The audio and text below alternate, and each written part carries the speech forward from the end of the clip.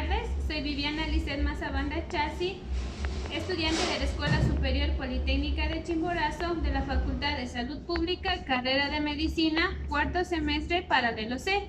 En esta ocasión vamos a presentar la novena práctica de semiología, para lo cual el tema es auscultación cardíaca. Es importante tener en cuenta y conocimiento de que este es un método clínico, que mediante el cual se realiza el análisis de la frecuencia cardíaca y también de la función normal o patológica del corazón. Dado estos puntos, se debe tener en cuenta que existen 4 focos de auscultación. El primero es el foco aórtico, el segundo el foco pulmonar, el tercero el foco tricuspidio y el último el foco mitral. A continuación vamos a realizar la anamnesis a nuestra paciente para identificar estos puntos a nivel de tórax de nuestro paciente. Es muy importante tener en cuenta que para esa auscultación se va a utilizar o la vamos a hacer con la ayuda de un estetoscopio.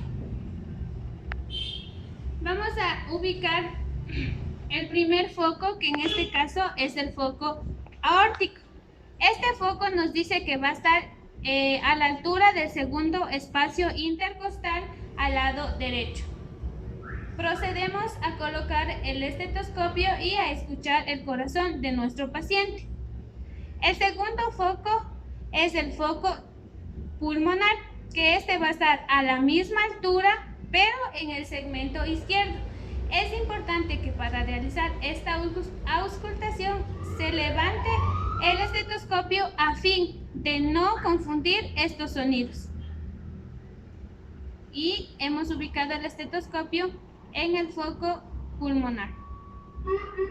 El tercer foco es el foco tricuspidio, que es aquel que está ubicado a la altura del cuarto espacio intercostal en el hemitórax izquierdo.